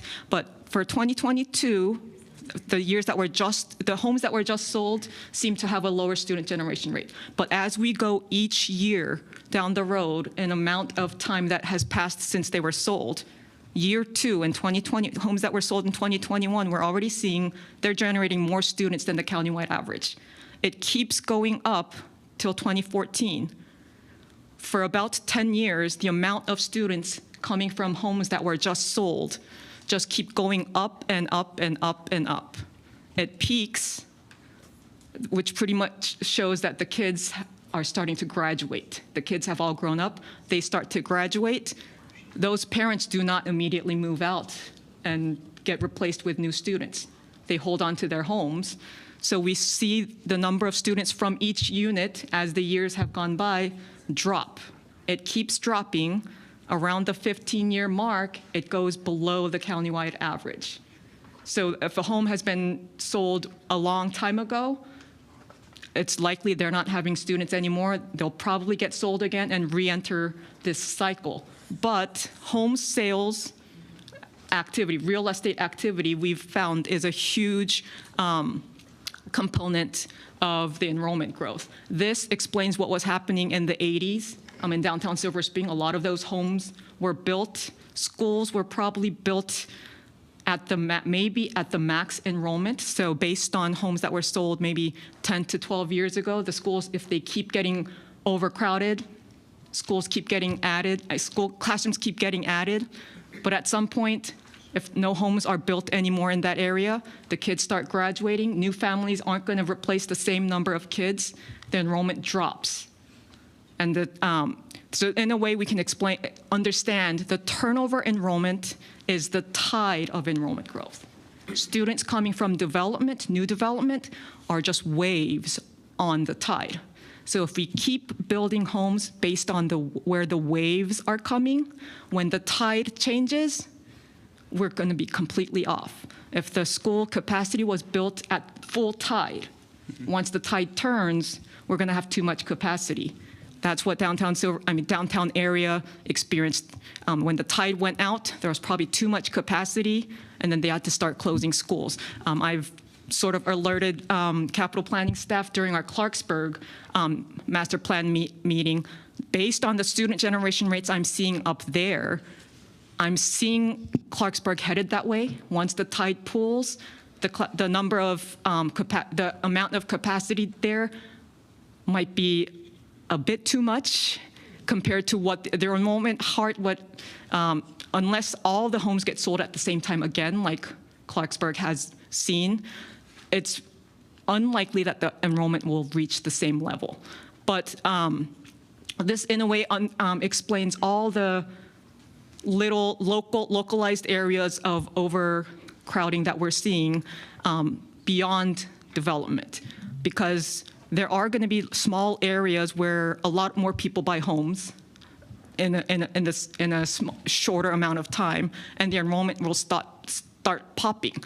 We're not just trying to defray development that isn't responsible for all this enrollment growth. We're trying to understand this better. So if you go to the next slide, what we've introduced in the 2020 GIP was what we're calling a school utilization report. It provides a lot of supplemental information about our enrollment trends, history, and whatnot. This is one part of it. It's showing a housing sales analysis by school service area. We have it at each school level, high school, middle school, and elementary school for all service areas. And we're looking at the number of homes that were sold, which is on the very top. Right now, I have the high school service areas, the number of housing sales that occurred in 2023, lined up by the most, the high school service area that saw the most homes sold. And if you look at the schools that are at the top of the list, they are schools that we frequently hear there's too much development. Walter Johnson is at number 1. It's seen over, sorry, the number's too small, 500 units, single-family units sold. This does include new development, but if you look at the number of single-family homes sold, it's the bar graph in the middle. The yellow is single-family homes. The brown is multifamily homes. The number of units sold, that is over 500, we're only counting single-family homes. There has been less than 100 single-family homes sold in the Walter Johnson High School area. So there are over 500 units there that have been sold. That's going to produce hundreds of students, not just at the high school level, it'll be across elementary, middle, and high school level. Everyone sees the development going on and saying, Walter Johnson High School, there's too much development going on. Developers aren't paying their share, but our housing sales records are showing, yes, there is development going on, but again, the great majority of enrollment growth is coming from home sales, existing homes.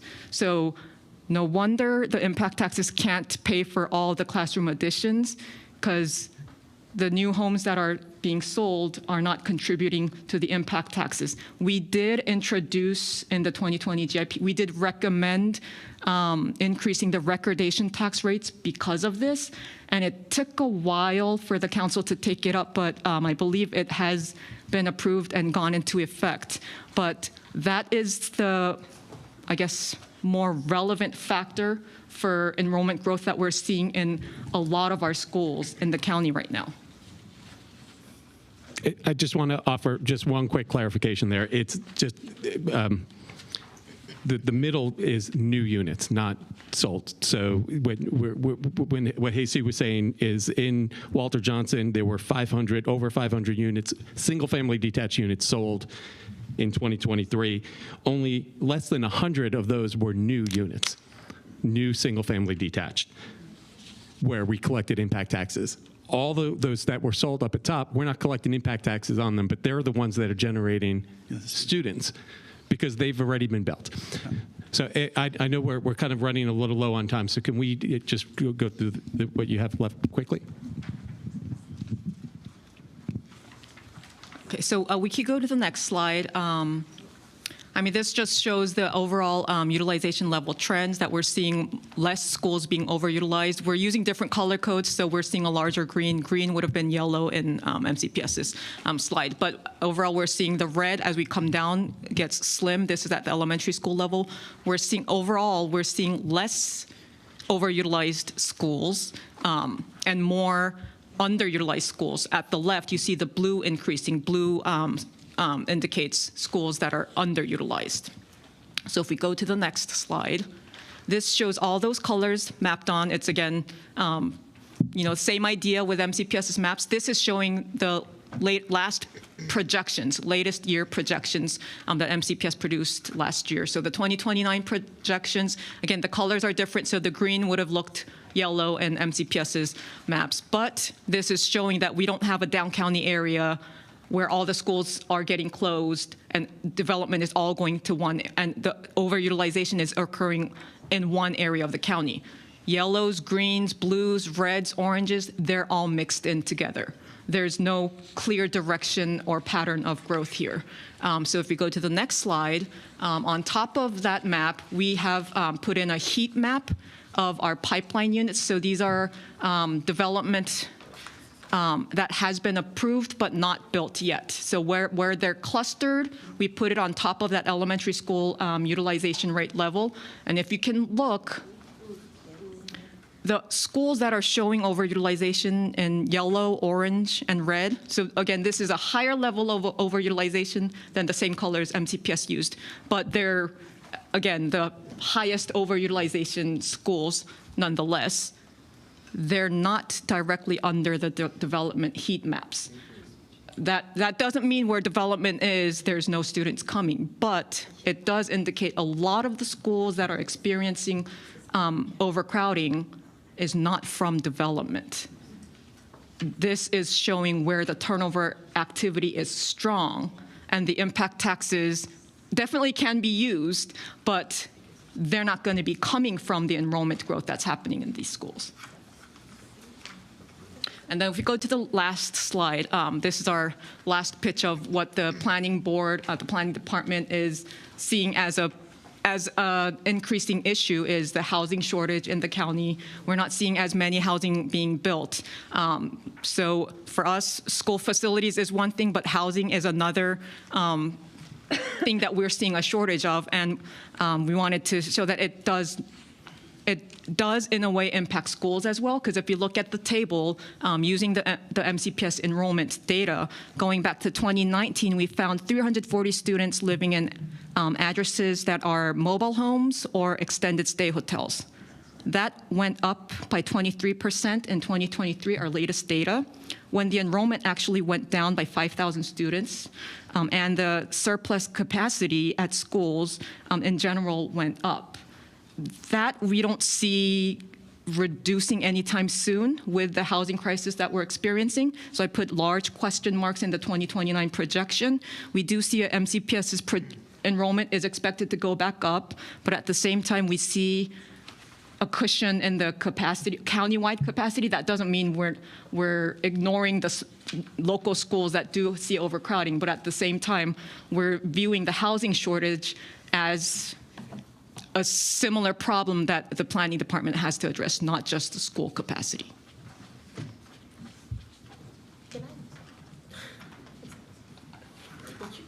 Okay. Can I ask a quick question on the last slide? Because I'm a little bit confused by your numbers. So the only mobile residents that I know of in Montgomery County is in Germantown. And so what you're saying is they were a total with kids who had stays at hotels, plus the kids who live in the mobile park. That is the number that you have? Okay, I'm just going to ask that we kind of revisit that number, because as someone who works in that community day in, day out, I can just tell you, just in elementary school, and this is without even the pre-K children that go there, just K through 5th grade, we have 3 elementary school buses every morning. So we have it fluctuates between 140 to 150 children just in elementary school. And then you have the kids in middle school, and then you have the kids in high school, and then you have the kids in pre-K. So I don't know where those numbers came from, but I'm going to ask that we revisit them. And if you can get together with our folks at HHS to look at the numbers actually for the children who did stay at hotels, I think you're going to see that there is a much higher number. Thank you. That's very possible, because we just use the addresses that are reported to MCPS, I guess, on their emergency contact lists. So if they're not using those addresses, we're probably not. Yeah, and I think, so HHS should give you a better, because they keep very good data on, because usually they're the ones who pay the hotel stays, and you can correct me if I'm wrong, but they're the ones who usually know.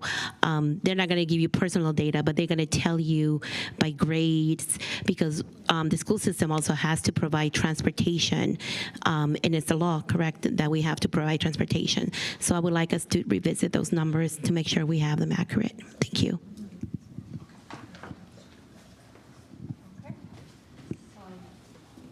I wanted to just ask for your slide 25 with the elementary school utilization rates. Can you restate your take-home message there?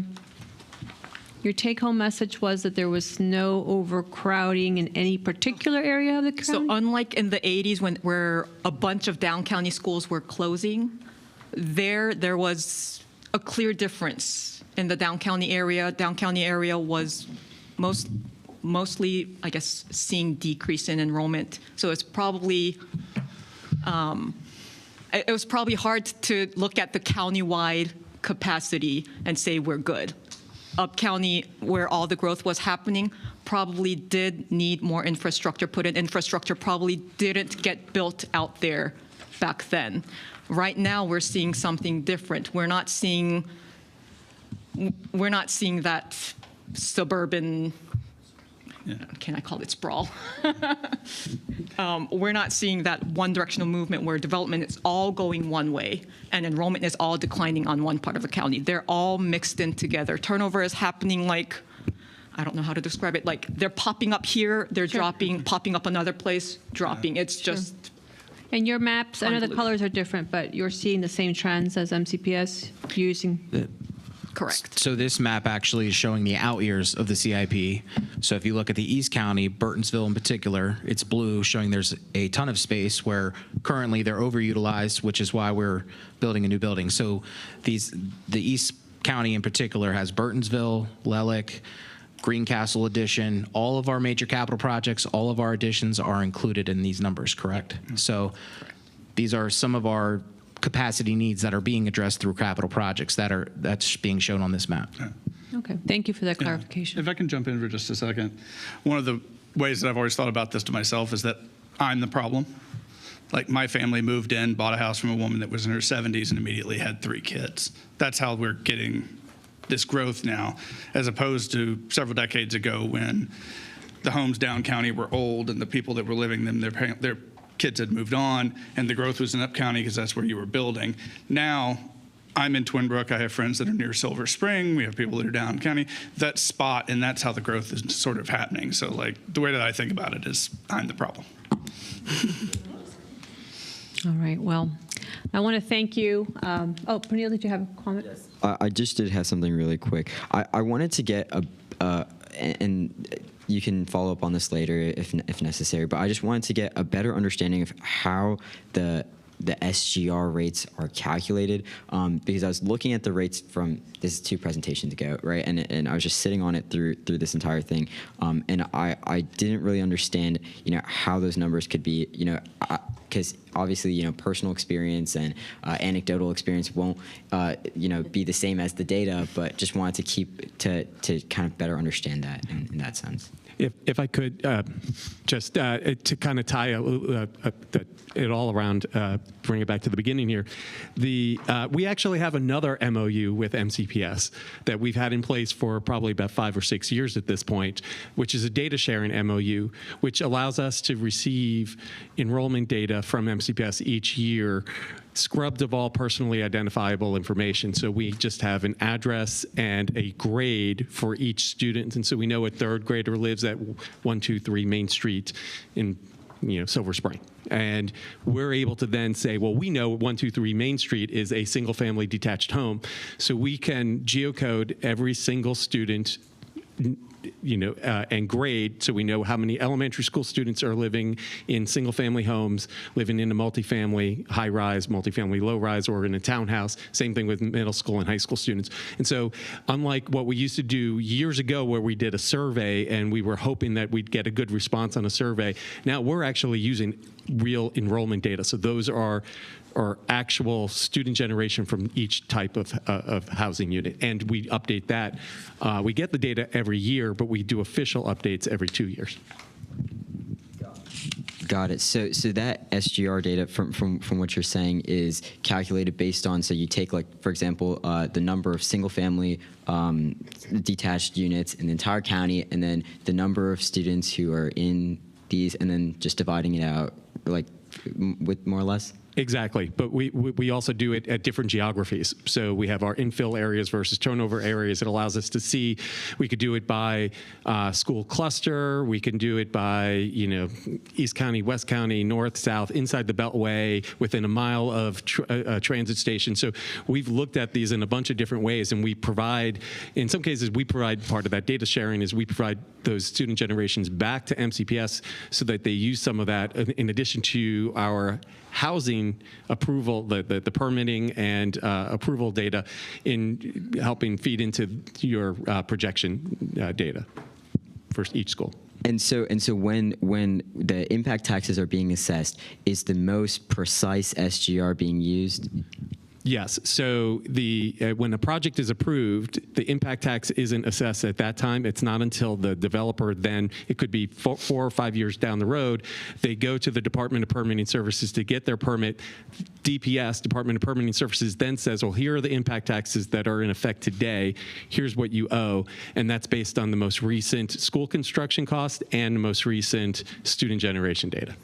So I guess my question wasn't about year-wise as more of geographical location. So is it the standard across the county that there's one, or is there in specific locations? Because you were just talking about how different locations might have different SGRs. So are we using different SGRs in different locations for different developments, or just one across the county?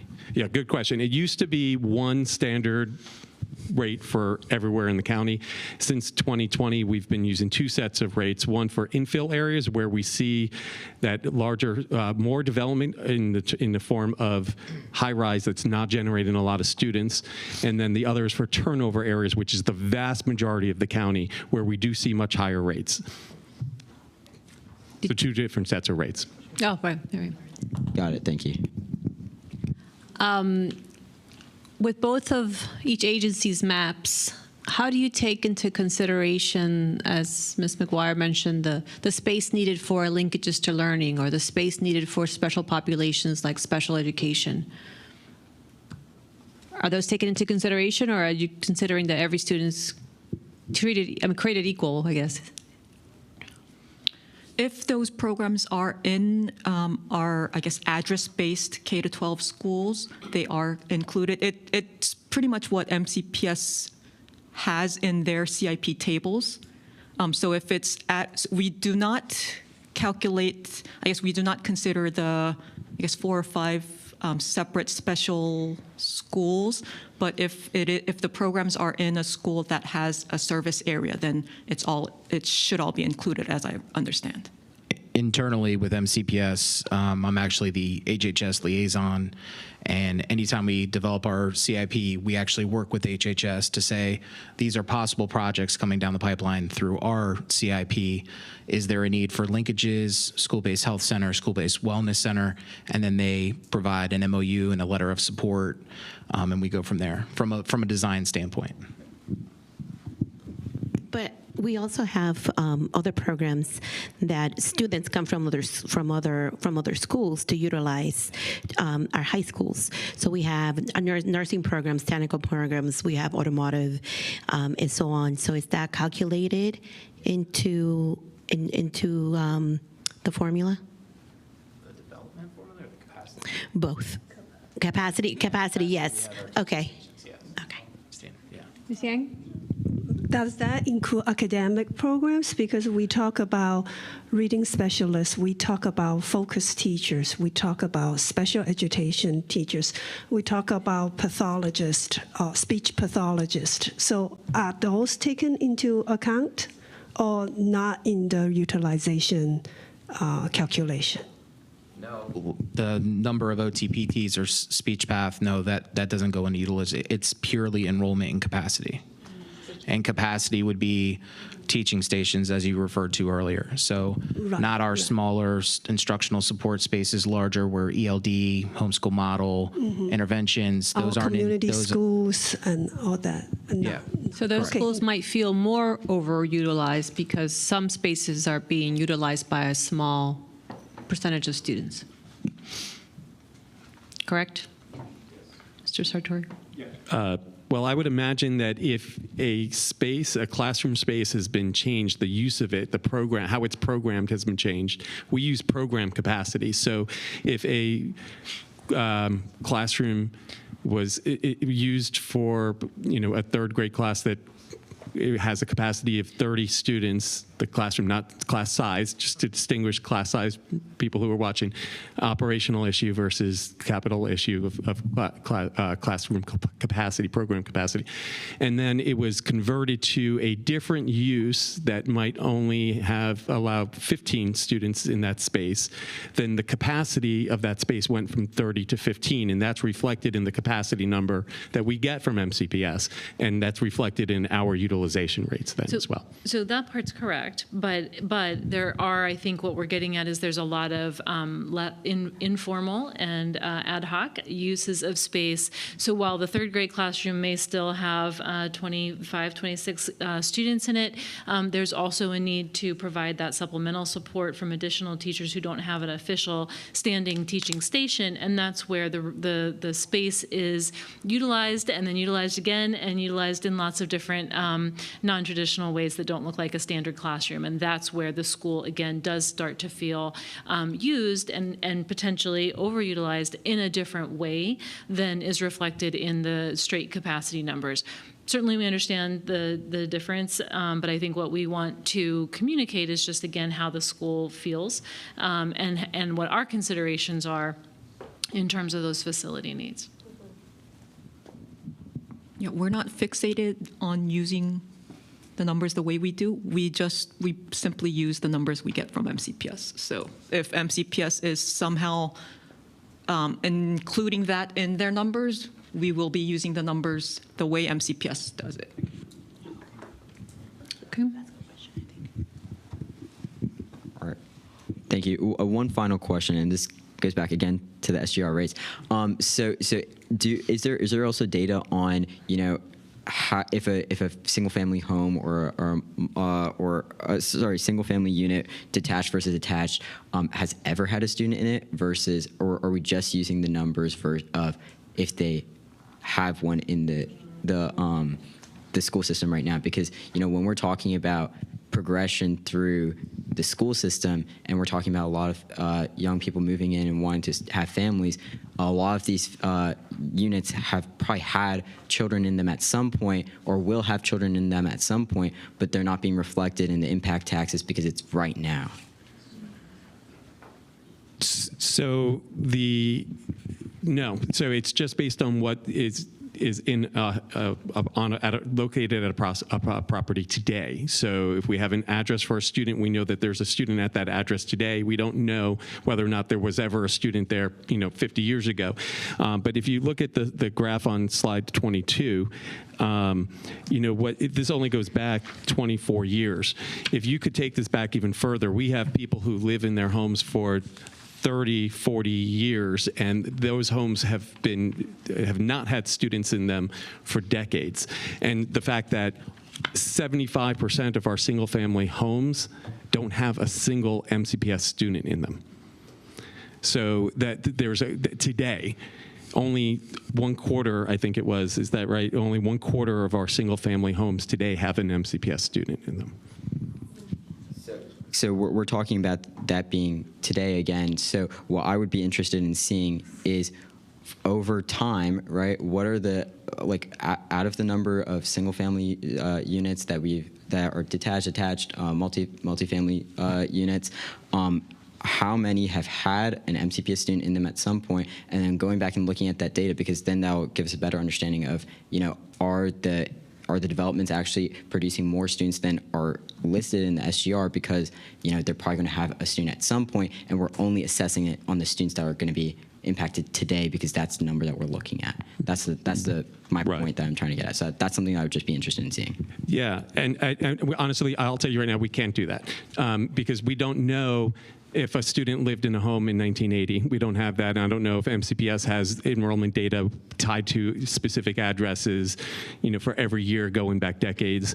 But what we use are those averages, and those averages take into account that there's a good number of our homes that don't currently have students, and there are some that do. So Commissioner Hedrick, using him as an example, are all 3 of your children currently in MCPS? 2 out of 3. One will be there in 2 years. 2 out of 3. So his home student generation rate is a 2. Yeah. And that's nowhere near any of these. Our averages are 0.452 in single-family detached homes. So, and you will get to a 3. And I will get to a 3. So, but at some point, he'll also get back down to a 0 if we keep him in our county and in his home for a couple of decades. That's your, yeah. Because right now it's like you said, that the vast majority of our single family homes have no students in them. The ones that do have students in them tend to have multiple students in them. So it's not a distribution it's not a normal distribution. It's a very skewed distribution toward the end. So give me 2 years and I will be generating 3 students for, 5. I think 7 years I'll be generating 3 students for my address, and then it falls off sharply, and then a couple years after that I'll be generating none. So quick question, when you do these estimates, do you also use demographics when you come up with? We do not get demographic information from MCPS. We only have the address, grade. We have been getting school information, so at some point we could probably do more school-based analyses. Right now we only use school service areas. We don't really use the school information. Okay. Can I just? I think we need to have some folks talk. A separate meeting. Sounds like you have a lot of questions about school, and I think we want to answer them and have lots of time. So I would recommend that we, to get together and talk about how we generate these, and your ideas about maybe did you consider this and that, and maybe maybe the next time we do it, maybe some of these things could work together and so it maybe better reflects what you're thinking should happen.